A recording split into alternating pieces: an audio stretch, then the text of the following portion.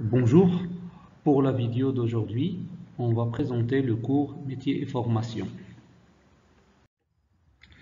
Donc la première chose avec laquelle on va commencer, c'est la typologie du secteur oléicole.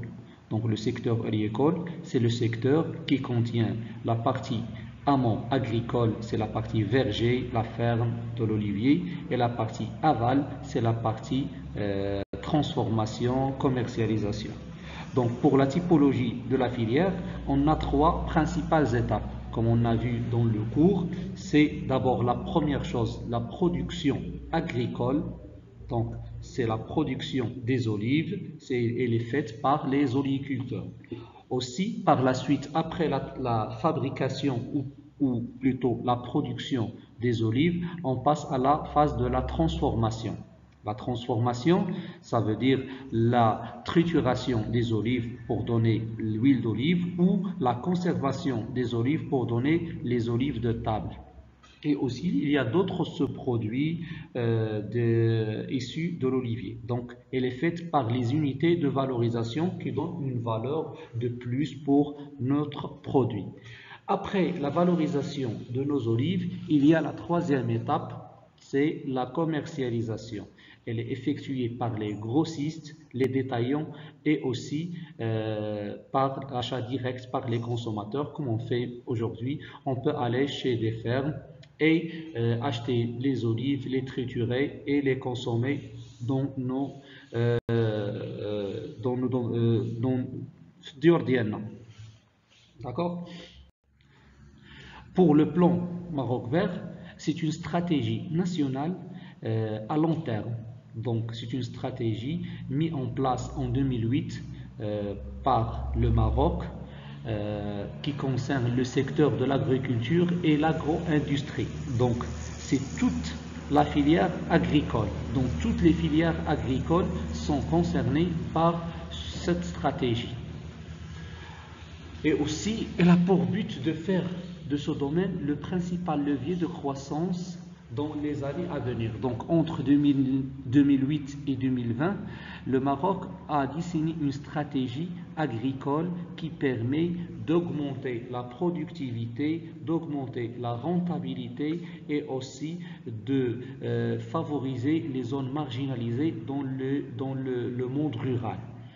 Donc cette stratégie est basée sur deux piliers. Le pilier numéro 1 qui concerne les grandes exploitations et les grandes entreprises, c'est le pilier numéro 1 et qui œuvre pour la productivité à haute valeur ajoutée pour l'exportation, pour la rentrée de devises, etc.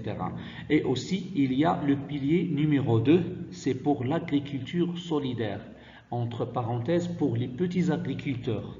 Donc, les petits agriculteurs sont concernés aussi, eux aussi, par le plan Maroc vert. Ils ont bénéficié de beaucoup de choses. Entre ces deux, pilier 1 et pilier 2, il y a une relation qu'on va voir par la suite, c'est l'agrégation. Devant nous, il y a le tableau qui montre une stratégie pour le secteur oléicole. Donc, pour la superficie initiale en 2009, on a 680 000 hectares. Comme objectif, on veut atteindre 1 200 220 000 hectares 2020. Actuellement, donc pour les résultats du plan Maroc vert, on est aux alentours de plus que 1 million dirhams, pardon, plus que 1 million d'hectares d'oliviers. Donc on a plus ou moins réalisé les objectifs.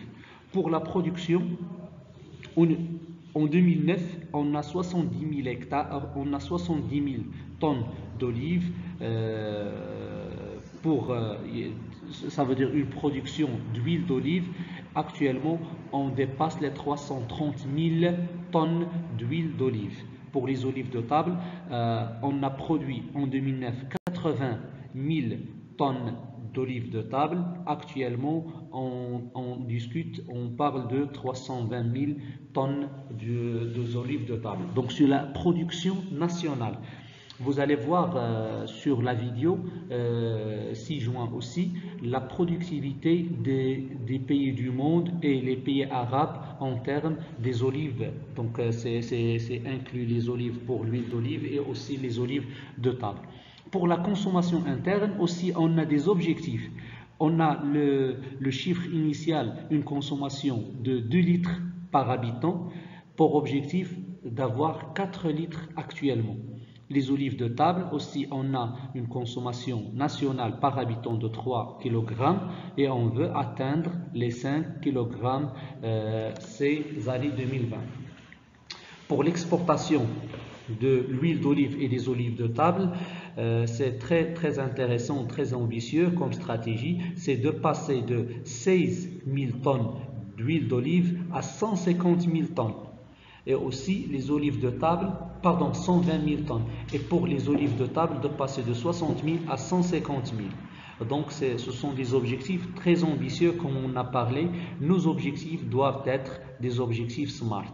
Simples, mesurables, ambitieux, réalistes et mesurables dans le temps. Passons maintenant aux principaux métiers de la filière oléicole. Donc, vous êtes des techniciens spécialisés en oléiculture oléotechnie. La particularité de notre spécialité ou de notre filière, qu'on est des techniciens agronomes et aussi des techniciens agroalimentaires. Donc ça nous donne une double casquette. Donc on peut travailler dans l'amont agricole, ça veut dire la production agricole, et aussi on peut travailler dans l'aval, dans la transformation ou la valorisation, ça veut dire dans les unités de valorisation. Donc pour les techniciens, pour nos techniciens, nos lauréats, on a beaucoup d'exemples des stagiaires ou des lauréats, des techniciens qui ont travaillé dans des postes de gérant d'exploitation agricole. Et ce mot-là, gérant, c'est la principale ou c'est le métier la plus correspondante aux nos techniciens. Donc vous êtes capable de gérer. Ça veut dire que vous êtes le premier responsable d'une unité de production. Donc avec l'expérience bien sûr, vous serez autonome, vous serez le décideur de l'unité de production, soit au niveau stratégique, soit au niveau technique. Donc aussi on a agent oléicole, chef d'équipe, chef de culture, chef d'unité, c'est l'équivalent où ils sont résumés dans le mot gérant. Aussi on a des métiers transverses. Ça veut dire qu'il touche l'amont agricole et aussi l'aval. C'est par exemple responsable qualité. Donc, on a des techniciens qui assurent les exigences de qualité, qui assurent la certification des unités de production pour avoir les certificats nécessaires pour l'exportation de nos produits. Parce qu'il y a beaucoup de pays européens ou américains qui exigent des certifications au niveau des fermes ou au niveau des unités de valorisation. Aussi, il y a responsable personnel. Responsable personnel, pour les grandes entreprises, on doit gérer le personnel parce que c'est un poste clé des charges. Aussi, il y a responsable recherche-développement, responsable laboratoire, etc. Donc, vous avez et vous aurez une formation pluridisciplinaire et à vous de choisir la spécialisation dans un secteur après l'obtention de votre diplôme. On passe maintenant au mode de conduite des vergers oléicoles qu'on trouve dans le monde entier. Donc on a deux types ou deux catégories. Il y a les vergers intensifs, c'est tous les vergers qui ont une superficie supérieure, pardon, c'est pas une superficie, c'est un nombre d'arbres supérieur à 1000. Donc 1000 arbres, si on a un verger où on trouve plus que 1000 arbres, c'est un verger intensif. Aussi, il y a les vergers extensifs. Extensif, c'est une faible densité, on a inférieur à 1000 arbres. Donc ici, c'est supérieur à 1000 arbres, ici, c'est inférieur à 1000 arbres. Par exemple, on a dans notre ferme pédagogique, on a deux types. On a le mode intensif avec des densités entre les arbres qui est de 1,5 mètres multiplié fois 4 mètres entre les lignes. Donc on a vu dans notre ferme pédagogique ça. Pour l'extensif, on a aussi la distance entre les arbres 4 mètres et la distance entre les lignes 5 mètres. Pour l'intensif, on a 1666 arbres et pour l'extensif, on a à peu près 500 arbres. Et voilà ici dans ces schémas-là les lignes de plantation. Donc on a des lignes parallèles comme ici. C'est les lignes, c'est le sens des lignes. Bien sûr, le sens des lignes qu'on a vu dans l'autre ferme pédagogique, il doit respecter nord-sud parce que c'est l'orientation la plus ensoleillée pour profiter des rayons solaires et aussi, comme on a vu dans le cours de la biologie végétale, c'est la photosynthèse qui nous intéresse. Je vous donne ici des exemples de variétés qu'on peut cultiver. Mais avant ça, donc pour chaque projet de verger oléicole, il faut choisir au début la destination de nos produits. Donc nos produits, soit on aura des olives de table, donc on va les valoriser comme des conserves et les utiliser comme des olives de table, ou on va les utiliser comme des olives pour l'huile d'olive. Donc le choix des variétés, il impose aussi la densité. Donc je vous donne une règle générale, c'est que les olives de table, on les plante avec une densité extensive. Donc extensif, la densité extensive pour les olives de table. Donc les variétés pour la production des olives de table, on doit les planter avec une faible densité, donc un nombre réduit, inférieur à 500 arbres par hectare ou inférieur à 1000 arbres par hectare. En général, on fait une densité de 416, de 555, c'est comme ça par hectare des olives. Voilà ici un exemple des olives, mais ce sont des olives, des variétés étrangères au Maroc. La plus connue, c'est au niveau d'Espagne, c'est la variété Gordal. Pour les variétés d'huile d'olive, on peut opter aux deux modes de conduite, soit la conduite extensive, soit la conduite intensive. Donc on a le choix entre ces deux pour la production des olives destinées à l'huile d'olive. Pour les variétés les plus utilisées au niveau du Maroc, donc les plantations, on a la picholine marocaine. La picholine marocaine, c'est la plus dominante au niveau du Maroc. C'est une variété, heureusement, à double fin. Donc c'est une variété qui est utilisée soit pour la production de l'huile d'olive, soit la production des olives de table. Mais c'est une variété conduite en extensif. Elle a besoin d'espace parce qu'elle est grande, elle est vigoureuse, elle prend de l'espace. Donc on ne doit pas la planter intensive. Donc c'est une densité comme on a ici dans notre ferme pédagogique, 5 x 4, c'est la meilleure densité. Aussi il y a la variété Hawziya Mnara, ce sont des variétés aussi marocaines utilisées pour la production d'huile d'olive et la production des olives de table.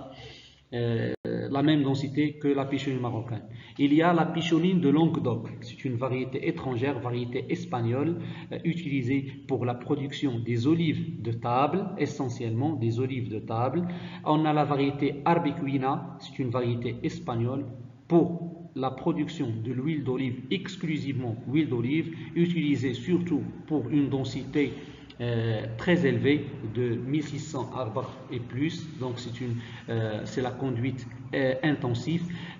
Autre variété comme on a ici dans notre établissement, la variété Koroneiki, une variété grecque, la variété Arbozana, variété espagnole, ce sont des variétés pour la production d'huile d'olive et conduite en intensif. Pour l'agrégation agricole est un partenariat gagnant-gagnant. comme j'ai dit au début, c'est un partenariat gagnant-gagnant entre les grands producteurs ou les grands transformateurs ou les grandes entreprises et les petits agriculteurs. Donc, on les appelle agrégateurs et agrégés. Elles constituent une solution pour contourner les problèmes qu'on a dans le monde agricole. Le problème foncier, ça veut dire les terrains. Parfois, les grands exploitants ou les grands producteurs, ils ont d'abord les agrégateurs, ils ont toujours une unité de valorisation. Donc, l'unité de valorisation, elle doit travailler le plus longtemps possible, elle doit travailler tout le temps. Mais il faut l'alimenter par la production agricole des vergers. Si vous n'avez pas une grande superficie, il faut aller chercher la production chez les voisins et chez les autres petits agriculteurs. Donc, c'est un problème qui s'oppose au développement des unités de valorisation. Donc, la solution de l'agrégation, que ce agrégateur, il cherche les petits agriculteurs et il les regroupe. Donc, il permet de contourner le problème du foncier, le terrain, aussi permet d'optimiser le lien entre l'amont productif et l'aval industriel. Donc, optimiser la production, chercher la production chez les petits agriculteurs, la valoriser, l'augmenter et l'utiliser dans notre industrie. Et aussi d'optimiser la commercialisation.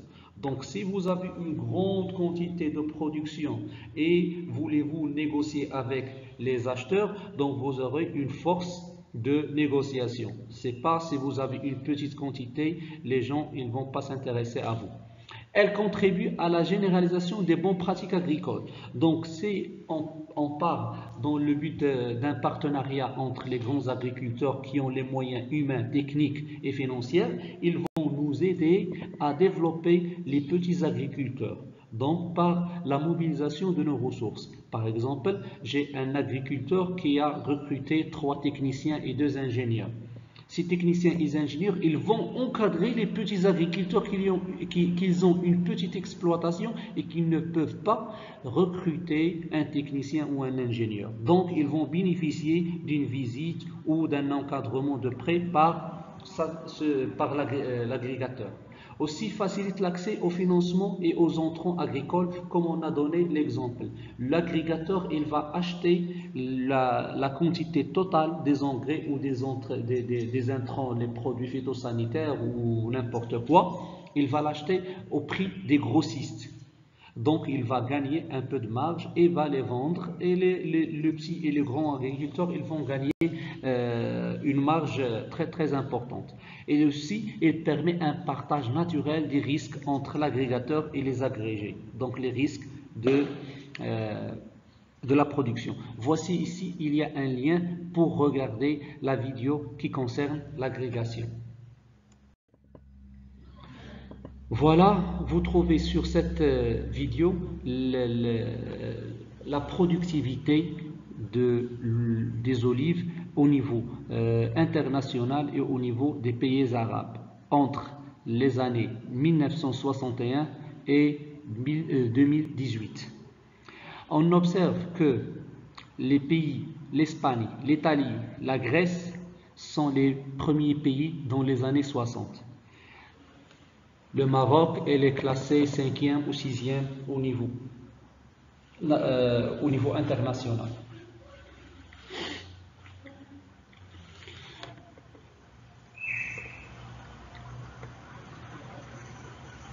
J'accélère un petit peu pour voir dans les années 2001, on a l'Espagne avec plus de 5 millions de tonnes.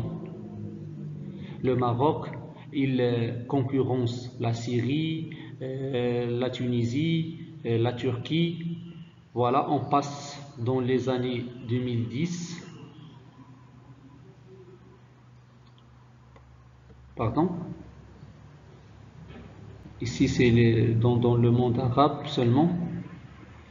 Donc, 2014, on a l'Espagne, le premier pays producteur, soit au niveau des olives de table, soit au niveau de l'huile d'olive.